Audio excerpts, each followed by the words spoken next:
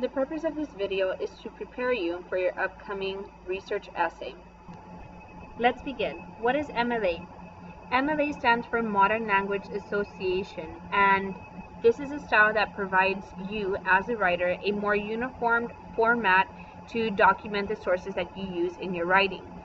If those sources or information are not documented in your writing, it is considered plagiarizing.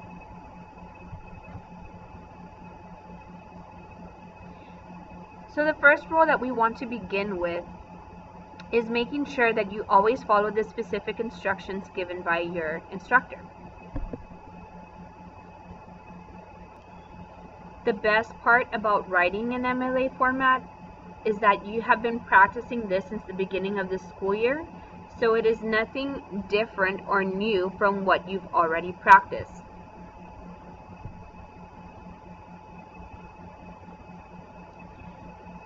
Now, here's where it gets a little bit more specific.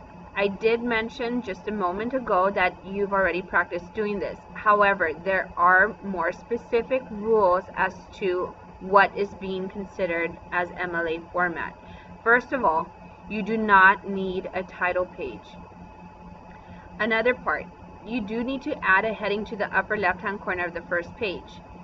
Being in my class, I have already structured you guys to start off with your name first, then the professor's name, the course, and then finally the day, then the month, then the year. No extra spacing should go after the heading and the title. You just go straight into your first paragraph. One other important thing, you should not have a header or a footer in this type of formatting, with the exception of a page number, and in this case your last name. So here's a more clear example of what it would look like. In the first arrow, your header has your last name with the page number. Then on the left hand side you have your heading. Then immediately after you have your title, and then finally you go into your first body paragraph. Notice how there is no additional spacing between the lines here. Everything is double spaced clear across the board. So when it comes to finding sources for your research, there are two different types. You have your primary and then you have your secondary sources. A primary source comes directly from the person that is saying the information. For example, you have diaries, speeches, letters, interviews, poetry, drama, novels, music, art, etc. Whereas secondary sources provides an analysis of a primary source. In other words, a primary source comes directly from the person saying it, whereas a secondary source, it's more of a research of what a primary source was saying.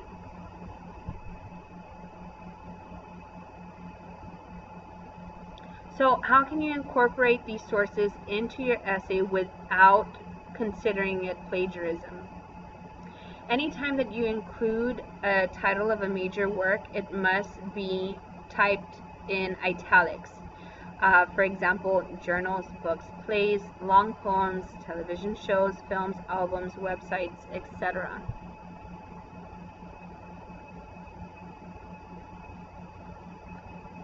And then when you incorporate sources from minor works, then that's where you include quotation marks. And those examples are listed for you here. Such would include journal articles, short stories, short poems, chapters of books, television episodes, and songs.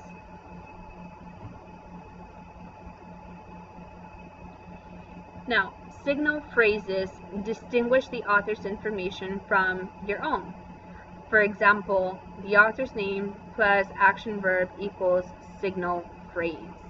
MLA is written in present tense, so that means that you should include parenthetical citations after each direct quote, but before the punctuation. Notice how you have those examples down here in the bottom. Many people tend to make the mistake of putting the page numbers of the information that they got from their source within the quotations, but that is incorrect. The correct way of doing it is putting it after and then ending it with a period.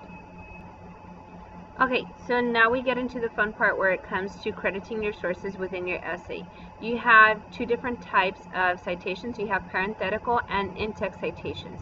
The difference between the two is that parenthetical citations include the author's last name and page number at the end of the quote that you got from your research, whereas in-text citations only include the page number because the author's last name was provided in the signal phrase, which is this part right here.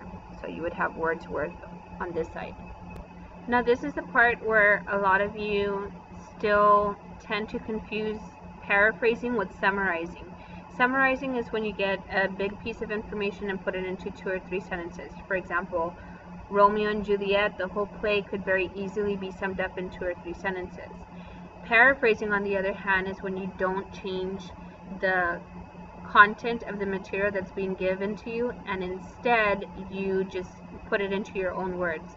So here's an example of a direct quote and a paraphrase example, and both of them use parenthetical citations. Now some of you might be asking, well, why doesn't this one have quotations? Well, very simple, because it was paraphrased and put into their own words. Yet it wasn't their original thought, and for that reason you needed to have parenthetical citations. Now, as far as how to use in-text citations, we will be using a website that is provided by the OWL at Purdue, which gives us more up-to-date information as to how to quote information from our research. In this site that you're looking at right here, you have information on indirect citations. In other words, when someone is quoting someone else, and you have that example down here.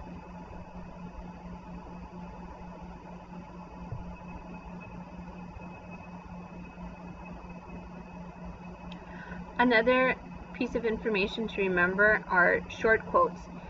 What you all have been practicing, most especially for the end of course, aka SART test, for the short answer responses you use short quotes. But to understand what short quotes are, you need to know what long quotes are. Whenever you paraphrase or include information that is more than 40 words, this is what it would look like in your essay. So you would have the rest of your, paragraphs aligned to this margin right here, and whenever you have a long quote, this is what it would look like.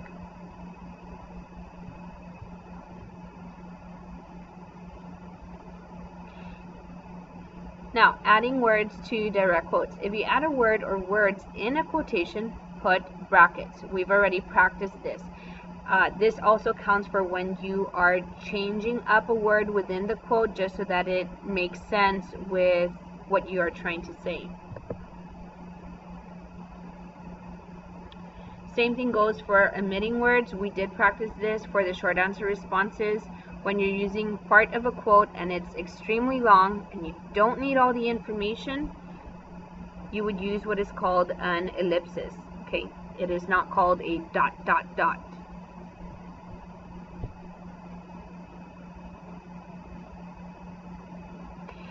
This part I thought was pretty interesting. When you quote a text with spelling or grammar errors, you insert the term sick in italics directly after the mistake and enclose it in brackets.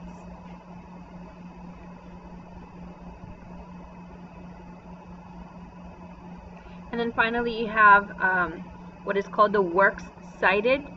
In middle school you were probably introduced to this idea with the term bibliography, but in this case, and the way I learned it in college, is works cited. In other words, the works, the information that you use, and how you cited them within your text.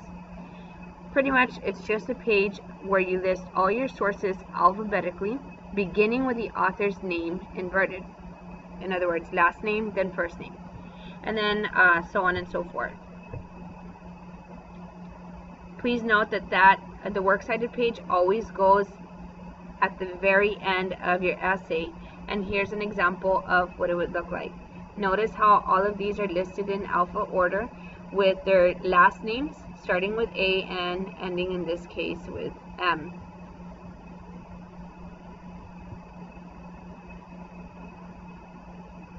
And then again, it gives you more specifics as to how to cite the work, either from one author, multiple authors, etc.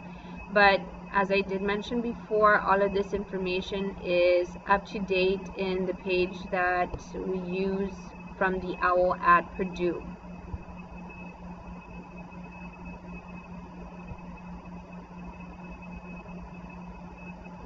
Okay, so let me just sort through these.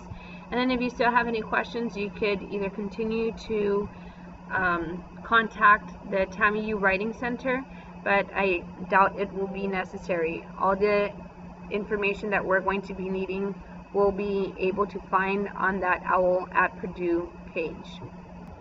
Please do not forget to write notes on this video, and I will be checking the notes in class tomorrow.